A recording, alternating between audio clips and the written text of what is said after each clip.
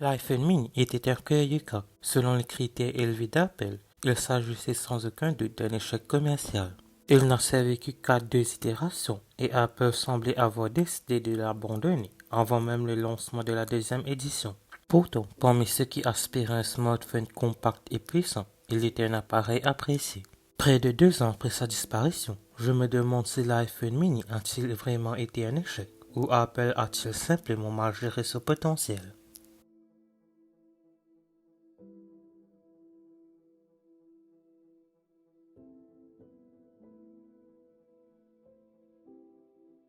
L'appel de l'ère Steve Jobs est souvent associé à cet innovateur audacieux qui n'avait pas peur de prendre les risques. C'est dans l'ADN de l'entreprise, diraient certains.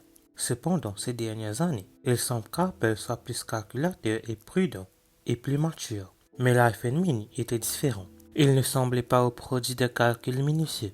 Même lorsque l'iPhone 12 mini a été lancé pour la première fois en fin 2020, il était clair qu'il s'agissait d'une exception.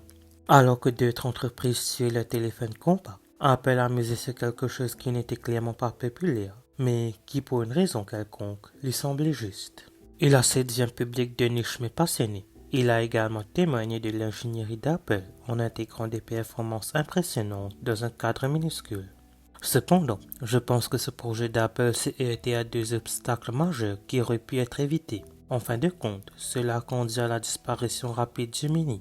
Voici ce qui, selon moi, a mal tourné. L'iPhone est le produit le plus rentable d'Apple, et à ce titre, il est un exemple de cohérence. Chaque année, vers septembre, qu'il pleuve ou qu'il vente, de nouveaux iPhones font leur apparition. Ils doivent répondre à des attentes incroyablement élevées, ce qui est essentiel à la performance et même à la suivi d'Apple. Le problème, l'iPhone mini ne pourra jamais survivre dans cet environnement. Les mises à niveau annuelles nécessitent des améliorations progressives, ce qui constitue un défi pour un téléphone de taille standard, mais encore plus pour un téléphone format ultra compact. Apple n'avait pas besoin d'imposer au mini le même cycle de mise à niveau annuel exigeant. De nombreux produits Apple ne suivent pas cette stratégie, et ce n'est même pas le cas de tous les iPhones. L'iPhone SE est l'un de ces appareils, mais aussi c'est le cas de l'iPad mini, de l'iMac au Mac Pro et de bien d'autres. Apple met à jour ses appareils mais souvent, en prenant 2 ou 3 ans entre chaque mise à niveau.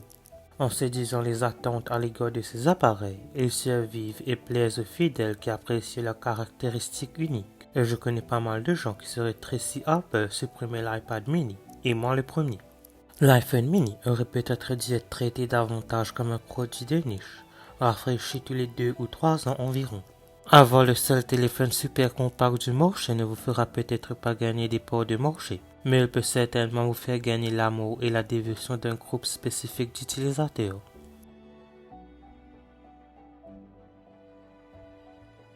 L'iPhone 12 mini, le premier mini d'Apple, a eu le deuxième malheur d'être lancé au mauvais endroit et au mauvais moment. La série iPhone 12 a été un moment de transition pour Apple. Si vous suiviez l'entreprise, vous savez qu'elle traverse des phases, et l'une de ces phases a été l'obsession pour les appareils fins et légers. La faible autonomie de la batterie était le principal reproche adressé à la série iPhone 12. Et si l'autonomie de la batterie était encore tolérable pour les téléphones de taille normale et maximale, elle était tout simplement catastrophique sur le 12 mini. Au moment où l'iPhone 13 est arrivé sur scène avec des batteries beaucoup plus grosses et un poids légèrement augmenté, Apple semblait avoir déjà décidé de tuer l'iPhone mini, ne lui donnant pas une véritable chance de se battre. Toutes ces circonstances ont rendu la bataille difficile à laquelle est confronté un mini-téléphone à l'époque moderne encore plus difficile. Aujourd'hui, en 2024, il n'y a pas beaucoup d'espoir pour ceux qui recherchent un nouveau téléphone compact. Il semblait que tout soit perdu pour la cause du mini, et il n'y a aucune rumeur ou fuite sur le fait qu'Apple envisage de fabriquer à nouveau un téléphone super compact. En fait, le dernier iPhone compact, le SE, devrait être encore plus grand, avec une taille de 6,1 pouces.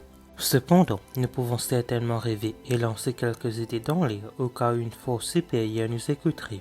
Si nous acceptons qu'un nouvel iPhone mini ne sera pas un blockbuster, nous pourrions le traiter comme cette petite chose spéciale qui non seulement plaira à certains utilisateurs, mais rouvrira un marché avec encore moins de concurrence. Mais pour cela, nous devons d'abord faire quelque chose. Abandonnons l'idée qu'un téléphone super compact doit également être super fin.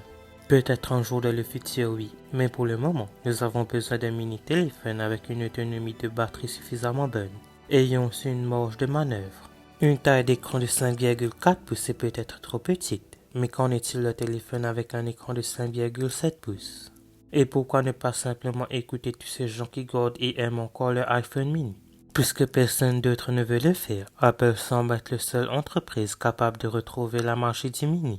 La sortie d'un nouveau modèle serait sûrement célébrée, et pour Apple, ce serait plus qu'une déclaration et un message chaleureux adressé à certains de ses utilisateurs les plus fidèles.